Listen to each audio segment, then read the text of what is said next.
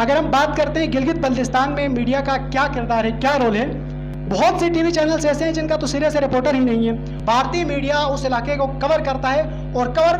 منفی انداز میں کرتا ہے کہ وہاں کے لوگ انڈیا کی طرف جانا چاہتے ہیں، وہاں کے لوگ جو ہے وہ سرحد کو عبور کرنا چاہتے ہیں، وہاں کے ملتمس طالب علم ہیں، صحافت سے بھی وابستگی رکھتے ہیں۔ آپ سب کی بھرپور تعلیم ہے گلگت بلتستان کے اندر جو میڈیا کا رول ہے، کیونکہ میرے سامنے ایک میڈیا کا مائک بھی لا کے جو ہے نا یہاں پہ، تو میں گزارش کرتا چلو آپ سب کی بھرپور تعلیم ہے۔ طالب علم ابرار،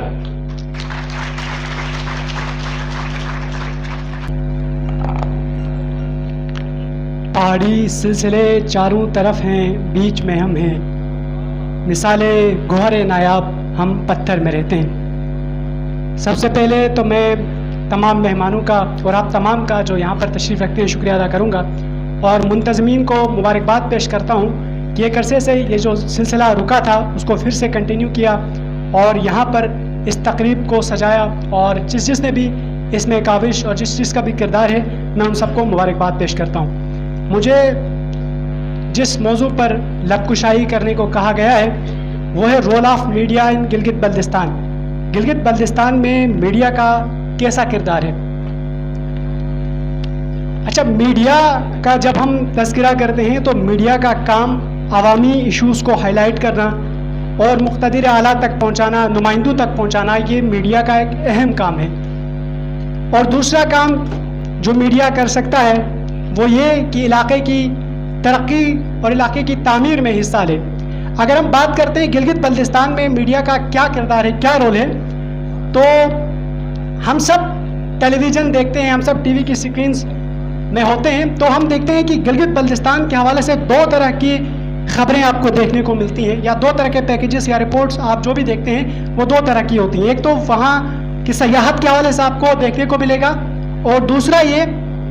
کہ آپ موسم کی صورتحال سے بخوبی واقف ہوں گے کہ گلگت بلتستان میں آج کیسا موسم ہے۔ لیکن یہ بھی بہت مائنر معنوں میں اس حوالے سے بھی کوریج دی جاتی ہے۔ آپ کو یہ جان کر حیرت ہوگی کہ گلگت بلتستان میں آج بھی بہت سے علاقے ایسے ہیں جہاں کے لوگ موبائل فون اور موبائل نیٹ ورک سے ناواقف ہیں، جہاں کے لوگوں نے آج بھی ٹیلی ویژن سکرین نہیں دیکھی، جہاں کے لوگ آج بھی الیکٹرکسٹی سے ناواقف ہیں۔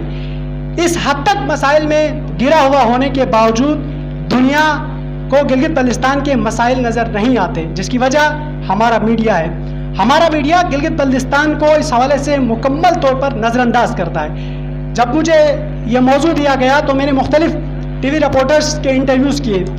اور ساتھ بھی چونکہ میرا اپنا بھی تجربہ ہے، میں گلگت بلتستان سے مختلف ٹی وی چینلز کو کے لیے رپورٹنگ کرتا رہا ہوں۔ پہلے میں ایئر وائز سے وابستہ رہا، پھر اس کے بعد اب نیو نیوز سے وابستہ ہوں، تو میرا اپنا بھی تجربہ ہے کہ کیا وہاں کے صحافیوں کے ساتھ ہوتا ہے، وہاں کے رپورٹرز کے ساتھ کیا ہوتا ہے۔ بہت سی ٹی وی چینلز ایسے ہیں جن کا تو سرے سے رپورٹر ہی نہیں ہے، اور جن کے رپورٹرز ہیں بھی ان میں ایسے بھی ٹی وی چینلز ہیں جو اپنے رپورٹرز کو پراپر سیلری بھی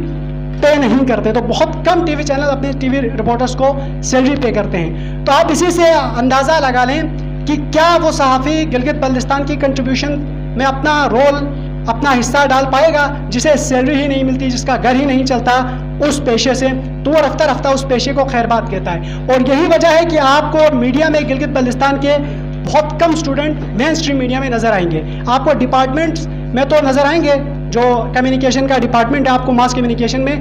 گلگت بلتستان کے اسٹوڈنٹ بہت زیادہ نظر آئیں گے، لیکن جب ہم پریکٹیکل لائف پہ آتے ہیں تو ان کا کوئی کردار نظر نہیں آتا۔ تو گلگت بلتستان کے مسائل میڈیا میں ڈسکس نہیں ہوتے، جس کے منفی اثرات بھی بہت زیادہ ہیں، اور منفی اثرات یوں ہیں کہ آپ حالیہ دنوں میں بھی آپ نے گلگت بلتستان کے حوالے سے دیکھا ہوگا، سوشل میڈیا کے آنے کے بعد جو سیاحت ہے اس کو بہت زیادہ عروج ملا، اور اب جو ہے ماشاءاللہ سے گلگت بلتستان سیاحتی ہب بنتا جا رہا ہے۔ لیکن اب بھی گلگت بلتستان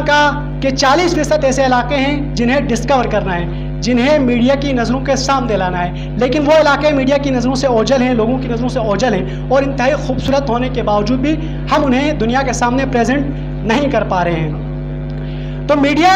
جو گلگت بلتستان کے مسائل ہیں، جو ایشوز ہیں، انہیں ہائی لائٹ کرنے میں جب ناکام ہو جاتا ہے اس کا نقصان کیا ہوتا ہے؟ اس کا نقصان ریاست کو اٹھانا پڑتا ہے۔ ریاست کیسے اس کا نقصان پورا کرتی ہے کہ انٹرنیشنل میڈیا اس کو کور کرتا ہے، چونکہ اب تو سوشل میڈیا کا زمانہ ہے، اور سوشل میڈیا میں جب خبریں چلتی ہیں، جب وہاں کے مسائل ہائی لائٹ ہوتے ہیں، وہاں پر آئے روز احتجاج، آئے روز دھرنے، چونکہ وہاں کے بہت سے ایشوز ایسے ہیں، وہاں کے بہت سے علاقوں میں بنیادی سہولیات تک میسر نہیں ہیں۔ حالیہ دنوں میں ایک دیہات میں، چونکہ وہاں پر وہ برفباری بہت زیادہ ہوتی ہے، پہاڑی علاقہ ہے، تو ایک خاتون جس کا ڈیلیوری کا مسئلہ تھا اور ہاسپٹل تک لے جانے کے لیے وہاں پر ایمبولینس اویلیبل نہیں تھی، تو لوگوں نے اسے کندھوں میں رسیوں سے باندھ کر، تختے کے ساتھ رسیوں سے باندھ کر 5 کلومیٹر کا سفر طے کیا۔ اور اس طرح کی مشکلات کے ہونے کے باوجود جب ہم رپورٹرز، جب ہم صحافی گلگت بلتستان کے اپنی پیکیجز آگے فارورڈ کرتے ہیں، تو ہماری جو ویڈیوز یا جو ہمارے پیکیجز ہوتے ہیں انہیں ٹریش باکس کی طرف اچھال دیا جاتا ہے اور یوں وہ نظر انداز کر دیے جاتے ہیں۔ اب اس کا جو نقصان جو ہے وہ کیا ہے کہ آپ نے دیکھا بھارتی میڈیا نے حالیہ ایک ایشو پر جس طرح کا پروپیگنڈا کیا، بھارتی میڈیا اس علاقے کو کور کرتا ہے اور کور منفی انداز میں کرتا ہے کہ وہاں کے لوگ انڈیا کی طرف جانا چاہتے ہیں، وہاں کے لوگ جو ہے وہ سرحد کو عبور کرنا چاہتے ہیں، وہاں کے لوگ کچھ اور چاہتے ہیں، لیکن جب ہمارا میڈیا اس چیز کو نظر انداز کرے گا تو دوسرا میڈیا اس کا یقیناً فائدہ اٹھائے گا۔ تو گلگت بلتستان کی بدقسمتی ہے کہ اتنا خوبصورت علاقہ اگر کسی اور خطے کے پاس ہوتا تو اس خطے سے ملینز آف ڈالر جو ہے وہ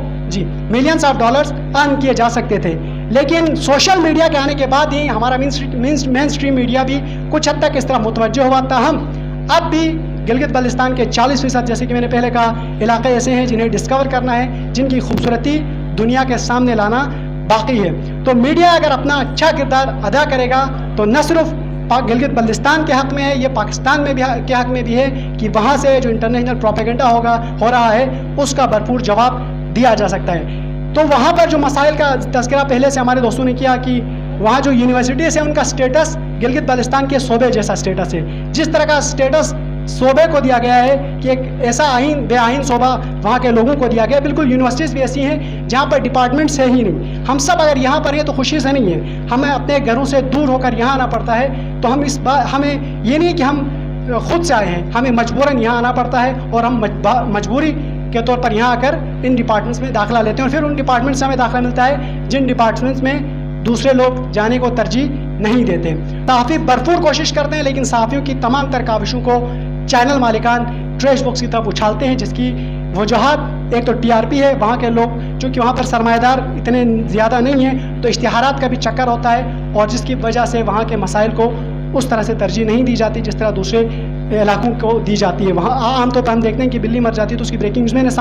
سما کا بھی مائک یہاں پر موجود تھا، وہاں پر میں نے ایک بریکنگ نیوز یہ دیکھی کہ سڑک کے کنارے پر مین ہول کھلا ہوا ہے، اس پر بریکنگ نیوز بنا رہے ہیں اور نمائندہ جا کے اس کے اوپر ڈھکن لگا رہے، کہہ رہے کہ یہ دیکھیں جی نمائندوں کی غفلت، یہاں پر آپ کو مین ہول نظر آ رہا ہے، وہاں پر انسانی جانیں جو کراکرم روڈ سے ہر سال لوگوں کی جانیں جاتی ہیں وہ آپ کو نظر نہیں آتی۔ ہر سال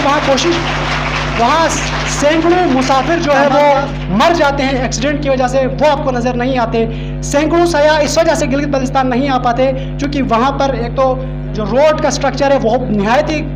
خراب سٹرکچر ہے، اور دوسرا PI کی ٹکٹیں میں جو اضافہ ہے کرائے میں، آپ حیران ہوں گے کہ سکردو سے